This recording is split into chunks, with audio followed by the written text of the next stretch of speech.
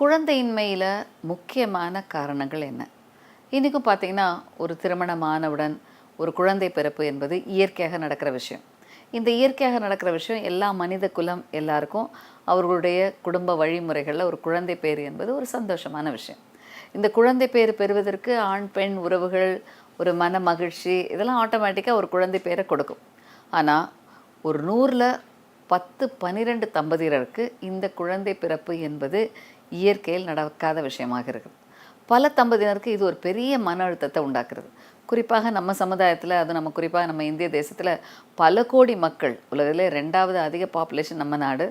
இந்த highly populated கண்ட்ரியில் ஒரு குழந்தை கூட இல்லை என்பது ஒரு பெரிய ஒரு மன அதிர்ச்சி கொடுக்குற, மன வருத்தம் கொடுக்குற ஒரு நிகழ்வாகும். இந்த குழந்தையின்மை பாதிக்கப்பட்ட பெண்கள் ஆண்கள் இருவருக்கும் இதில் அவர்களுக்கு ஏற்படுற பாதிப்பு ஒரு பெரிய இழப்பு மாதிரி தோன்றுகிறது. அதாவது ஒரு பணம், பொருள், படிப்பு, கல்வி, கேரியர் இது எல்லாவற்றிலும் ஏற்படுற இழப்புகளை விட ஒரு குழந்தையின்மை, குழந்தை இல்லை, ஒரு வருடம் ஆச்சு நமக்கு இயற்கையாக நடக்க வேண்டிய ஒரு விஷயம் நடக்கலை என்பது பலருக்கும் பல விதமான அதிர்வான மன உளைச்சலை உண்டாக்குறது. பலருக்கும் இது ஒரு எதிர்பாராத விதமான ஏமாற்றத்தை கொடுக்கறது, மன அழுத்தத்தை கொடுக்கறது, கவலையை கொடுக்கறது, ஒரு பெரிய இழப்பான தோல்வியான ஃபீலிங்காக கூட நிறைய பேருக்கு ஏற்படுகிறது. ஸோ இது அவங்களால பல நேரங்களில் இதை ஏற்றுக்கொள்ள முடியாத நிலையாகவும் இருக்கிறது. ஸோ இத்தகைய பாதிப்புடைய இந்த குழந்தையின்மைக்கு முக்கியமான காரணங்கள் எடுத்துட்டிங்கன்னா, இன்றைக்கி ஒரு குழந்தையின்மை பாதிக்கப்பட்ட தம்பதியினர் வர்றாங்கன்னா, ஒரு பெண்ணை பொறுத்த வரைக்கும் 5 முக்கியமான விஷயங்களை இவங்க பொதுவாக பாதிக்கலாம். ஸோ இப்போ இதில் ஏன் இதை நான் சொல்கிறேன்னா, சிம்பிளாக இப்போ ஒருத்தவங்க வீட்டில் ஒரு பெண்ணுக்கே உங்களுக்கே 1 வருஷம் ஆகுது, குழந்தை பேர் பெறல, அப்போ நமக்கு என்ன பிரச்சனை இருக்கலாம் அப்படின்ற சிந்தனைகள் உங்களுக்கே வருவதற்கு சில விஷயங்களை தெரிந்து கொள்ளணும். அதே மாதிரி ஒரு ஆண்களுக்கு எடுத்தால் குறிப்பாக 2 விஷயங்கள் இதில் முக்கியமாக தெரிஞ்சு கொள்ள வேணும். ஒரு பெண்ணை பொறுத்த வரைக்கும் முதல் 5 முக்கியமான விஷயங்கள் குழந்தை பேரை பாதிக்கிற, அதாவது குழந்தை பேர் பெறுவதற்கு தடையான விஷயம்னா, நம்ம நாட்டு பெண்களை பொறுத்த வரைக்கும் முதல் முக்கியமான ஒன்று பிசிஓடி, அதாவது சினைப்பையில் நீர்க்கட்டிகள். இந்த சினைப்பையில் நீர்க்கட்டிகள் இருக்கிற பெண்களுக்கு பொதுவாக கருமுட்டை வளர்ச்சி, கருமுட்டைகள் வெளியாவது, கருமுட்டைகள் வளர்ச்சிக்கான ஹார்மோன்ஸ், கருமுட்டைகள் வளர்ச்சிக்கான தன்மை, அதாவது அதோட குவாலிட்டி, இவை அனைத்தும் பாதிக்கிறது இந்த சினைப்பையில் நீர்க்கட்டிகள் இருக்க பெண்களுக்கு. இது கட்டிகள் அல்ல, ஹார்மோன் மாற்றங்கள். ஒரு கருமுட்டை வளர்வதற்கு ஒரு சில ஹார்மோன்ஸ் ஒரு நல்ல ஒரு பேலன்ஸில் இருக்கும் பொழுது தான் இந்த முட்டைகள் வளர்ந்து மெச்சூர் ஆகி, ஏன்னா இந்த மெச்சூரிட்டிங்கிறது ரொம்ப முக்கியமான விஷயம். இந்த கரு வளர்ச்சி ஆகும் பொழுது, இந்த முட்டைகள் வளரும் பொழுது பொதுவாக இந்த முட்டைகள்லாம் ஒரு வளர்ச்சி ஹாப்லட்டின் ஸ்டேஜில் அரெஸ்டாக இருக்கும். இந்த ஸ்டேஜ்லேருந்து அது ஒரு மெச்சூரிட்டி வருவதற்கு சில ஹார்மோன்ஸ் பேலன்ஸ்டாக இருக்கணும். இந்த ஹார்மோன்ஸ் பேலன்ஸ் ஆக இல்லாவிட்டால் முட்டைகள் சீராக வளராது, வளர்ந்தால் வெடிக்காது. இதனால் என்னாகும், இந்த முட்டைகள் வளராத முட்டைகளில் வளர்ந்து சரியாக வளராத முட்டைகள் எல்லாம் சினைப்பையில் நீர்க்கட்டிகளாக உருவாகும். இதுதான் பிசிஓடி. இந்த பிசிஓடி பாதிக்கப்பட்ட பெண்களுக்கு மாதவிலக்கு தள்ளி தள்ளி வரலாம், கருமுட்டைகள் வளர்ச்சி சீராக இல்லாமல் இருக்கலாம். இதனால் இவங்களுக்குரிய மாதவிலக்கு, அதாவது மென்ஸ்ட்ரல் ஃப்ளோ ரொம்ப குறைவாக இருக்கலாம். இது ஒரு முக்கியமான காரணம். இத்தகைய பெண்கள் பொதுவாக உடல் ஒபீஸாக இருப்பாங்க. உடல் ரீதியான சில ஹேர் க்ரோத்லாம் வித்தியாசமாக இருக்கும். ஆண்களை மாதிரி மீசைகள் இருக்கும், தாடிகள் இருக்கும், கை காலில் முடி நிறையா இருக்கும், உடல் பருமன் அதிகமாகும், கழுத்தில் கருப்பு நிற ஒரு பிக்மெண்டேஷன் ஏற்படும். பல நேரங்களில் முடிகள் கொட்டையாகி பால்னஸ் மாதிரி தலையில் ஏற்படலாம். பல நேரங்களில் முகத்தில் பிம்பிள்ஸு, உடம்புலலாம் ஆக்னி, இந்த மாதிரியான பிரச்சனைகளும் ஏற்படலாம்.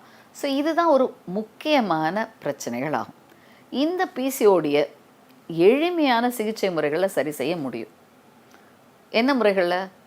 உடல் ரீதியான உடற்பயிற்சி, உடல் எடை குறைப்பு, மன அழுத்தம் குறைவு, ஆரோக்கியமான உணவு வகைகள், இவற்றின் மூலமாக இந்த கருமுட்டைகள் வளர்ச்சிகளை சீராக்கலாம். அடுத்தது தேவைப்பட்டால் இந்த கருமுட்டைகள் வளர்ச்சிக்கு மாத்திரைகள், மருந்துகள், நல்ல இன்ஜெக்ஷன்ஸ் இருக்குது. இவற்றின் மூலமாக கருமுட்டைகள் வளர்ச்சியை சீராக்கலாம். 3வது, இதற்கு அடுத்த கட்டமாக சினைப்பையில் நீர்க்கட்டிகளை லாப்ரோஸ்கோப் முறை மூலமாக சரி செய்யலாம். ஐவிஎஃப் என்ற செயற்கை கருத்தரிப்பு முறை பிசிஓடி பெண்களுக்கு 90% தேவையில்லை. ஏன்னா இதில் பெரிய ஒரு தவறான கண்ணோட்டம் என்ன இருக்குன்னா, பிசிஓடி இருக்குது டாக்டர், எனக்கு ஐவிஎஃப் செய்யுங்க, இப்படி கேட்டு வர்ற பெண்களின் எண்ணிக்கை நிறைய அதிகம். இவங்களை கன்வின்ஸ் பண்ணுறதே கஷ்டம். இவங்களுக்கு முதல் தெரிந்து கொள்ள வேண்டிய விஷயம், இதை மருந்துகள் மாத்திரைகள் மூலமாகவே சரி செய்ய முடியும் 60% தம்பதியினருக்கு.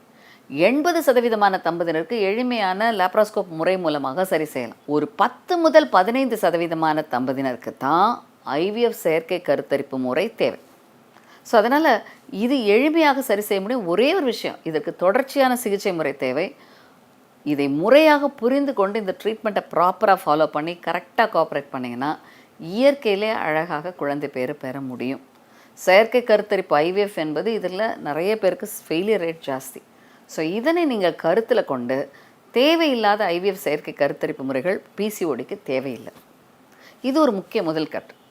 ரெண்டாவது முக்கியமான பெண்களை பொறுத்த வரைக்கும் காரணம், ஸோ இந்த பிசிஓடி இருக்க பெண்களுக்கு இர்ரெகுலர் பீரியட்ஸ் இருக்கும், இந்த சேஞ்சஸ் இருந்தாலும் நமக்கு இது இருக்கலாம்.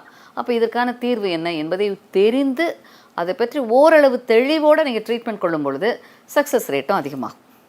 அடுத்து முக்கியமான பிரச்சனை, பெண்களை பாதிக்கிற பிரச்சனை எண்டோமெட்ரியோசிஸ், அதாவது சினைப்பையில் உதிரக்கட்டிகள், அதாவது கருமுட்டைகள், அதாவது இந்த உள் வளர்ச்சி, கர்ப்பப்பையின் உள் வளர்ச்சியில் தான் அந்த லைனிங் லேயரில் தான் ப்ளீடிங் ஆகும். எவ்ரி மந்த் அந்த lining layer, endometrial lining layer தான் மென்ஸ்ட்ரேஷனாக ஷெட் ஆகும்.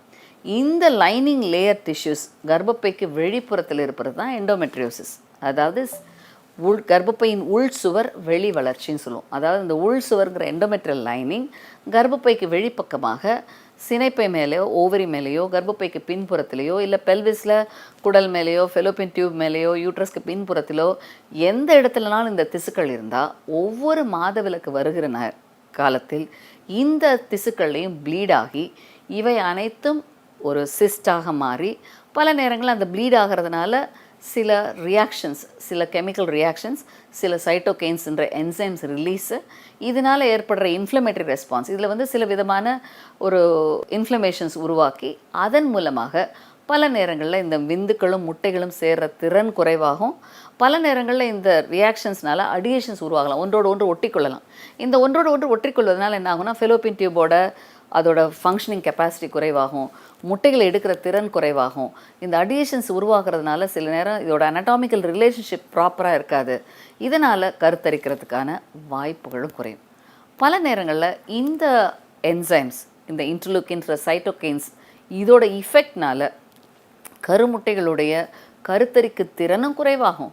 இந்த ரிலீஸ் ஆகிற சில இன்ஃப்ளமேட்டரி ரெஸ்பான்ஸ் விந்துக்களை முட்டைகளோடு சேர விடாமலும் தடுக்கும்.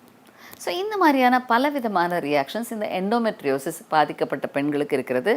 இந்த வகையில் இந்த உள் சுவர் வெளி வளர்ச்சி என்ற பெண்களுக்கு குறிப்பாக முக்கியமாக இருக்கிற பிரச்சனை, மாதவிலக்கு வரும்போது அடிவேர் வலி இருக்கும். கரெக்டாக தூரம் வந்த 15வது நாட்கள்லேருந்து இந்த வலிகள் ஆரம்பிக்கும். மாதவிலக்கு நெருங்க நெருங்க நெருங்க மிக அதிகமாக வலி இருக்கும். மென்சஸான ஃபர்ஸ்ட் டே செகண்ட் டேயில் மாதவிலக்கு வந்தவுடன் இந்த வலிகள் குறையும். இது ஒரு முக்கியமான விஷயம் இந்த பெண்களுக்கு.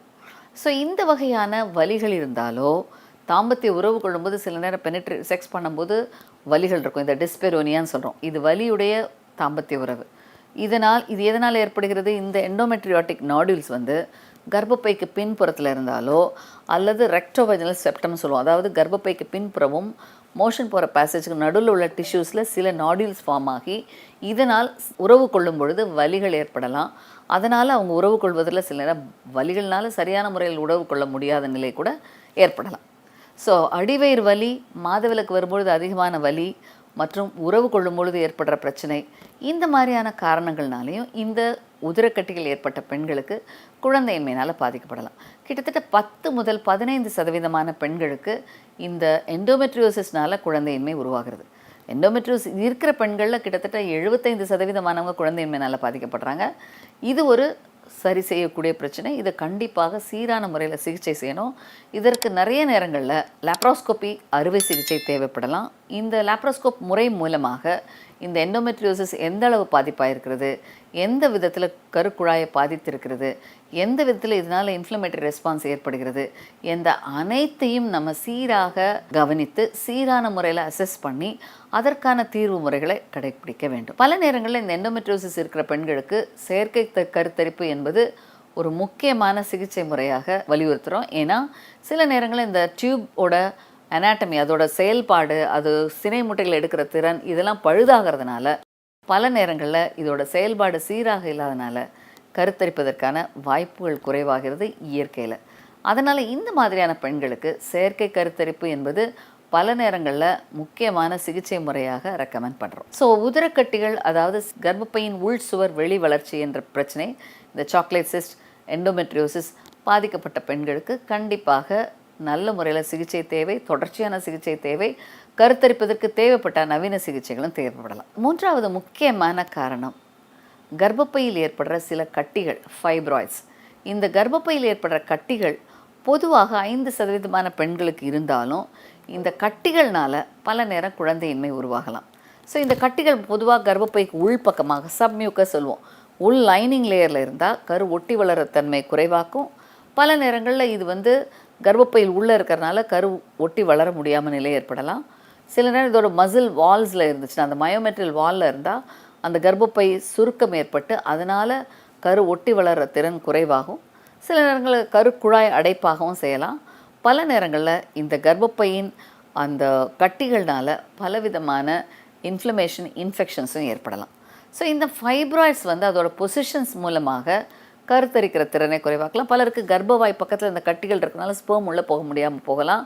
சில நேரங்களில் கர்ப்பப்பைக்கு வெளிப்பக்கமாக இருந்து கரு குழாயை ப்ரெஸ் பண்ணலாம்.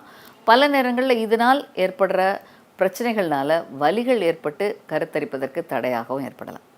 ஸோ கண்டிப்பாக என்ன காரணம் என்பதை தெரிந்து அதனை சரி செய்வதன் மூலமாக கருத்தரிக்கிற வாய்ப்புகளை அதிகப்படுத்தலாம். அடுத்த முக்கியமான விஷயம் சில ஹார்மோன் ப்ராப்ளம். குறிப்பாக பெண்களுக்கு தைராய்டு பிரச்சனைகள் மற்றும் ப்ரொலாக்டின், இந்த 2 வகையான ஹார்மோன் ப்ராப்ளம் கரு வளர்ச்சிக்கு ஒரு பாதகத்தை கொடுக்கலாம். அதனால் கருத்தரிப்பதில் சில நேரங்களில் தடைகளும் ஏற்படலாம். அடுத்த முக்கியமான விஷயம் கரு குழாய் பழுதாவது, அந்த டியூப் அடைப்பு. இது குறிப்பாக inflammatory disease, pelvic inflammation disease, அதாவது கர்ப்பப்பைக்கு வெளிப்பக்கத்தில் ஏற்படுற சில இன்ஃபெக்ஷன்ஸ், குறிப்பாக பால்வினை நோய்கள், செக்ஷுவலி டிரான்ஸ்மிட்டட் டிசீஸ் மற்றும் டிபி போன்ற தொத்துக்கள்னால இந்த கரு குழாயானது அடைப்பாகி அது ஒன்றோடொன்று ஒட்டிக்கொள்வதன் மூலமாக குழாய் அடைப்பாகி அது கருமுட்டைகள் செயற்கை கரு உருவாகுவதில் தடை ஏற்பட்டு அதனால் குழந்தையின்மை ஏற்படலாம். இது குறிப்பாக கர்ப்பப்பை வெளிப்புறத்தில் ஏற்படுற சில தொத்துக்கள்னால இந்த பிரச்சனைகள் ஏற்படலாம். ஸோ பெல்விக் இன்ஃப்ளமேட்டரி டிசீஸ், குறிப்பாக பால்வினை நோய்கள் மற்றும் டிபி போன்ற தொத்துக்கள்னாலையும் சில நேரம் சில அறுவை சிகிச்சைகள் செய்வதனால ஏற்படுற தொத்துக்கள்னாலையும் இந்த குழாய் அடைப்பாகி குழந்தையின்மையை உருவாக்கலாம். ஸோ இவை 5ம் தான் ஒரு பெண்ணை பொறுத்த வரைக்கும் முக்கியமான பிரச்சனைகளாக கருதப்படுகிறது. இவை அனைத்திற்கும் முழுமையான தீர்வு உண்டு. ஸோ இந்த வகையில் ஒரு குழந்தையின்மை பாதிக்கப்பட்ட பெண்களுக்கு தெரிந்து கொள்ள வேண்டிய விஷயம், நமக்கு என்ன பிரச்சனை இருக்குது, இதற்கான தீர்வு என்ன. எல்லாவற்றிற்கும் ஐவிஎஃப் என்பது தீர்வு அல்ல. அதே மாதிரி எல்லா பிரச்சனையும் தானாகவே சரியாகும் என்று எண்ணுவதும் தவறு. அடிப்படையான பிரச்சனைகள் என்ன, அதை எப்படி சரி செய்வது, அதை சரி செய்வதன் மூலமாக குழந்தை பேறு பெறுவது எப்படி, இதனை தெளிவாக புரிந்து நீங்கள் கடைபிடிக்கும் பொழுது இயற்கையிலோ கண்டிப்பாக சில சிகிச்சை முறைகள் மூலமாகவோ குழந்தை பேறு பெற முடியும். அனைத்து மக்களுக்கும் ஐவிஎஃப் முறை என்பது தேவையில்லாத விஷயம். ஸோ இதனை ஏன் சொல்கிறோன்னா, இதை நீங்கள் தெளிவாக புரிந்து தொடர்ச்சியான சிகிச்சை முறைகளை விஞ்ஞான அடிப்படையோடு செஞ்சிங்கன்னா கண்டிப்பாக குழந்தை பேறு பெற முடியும்.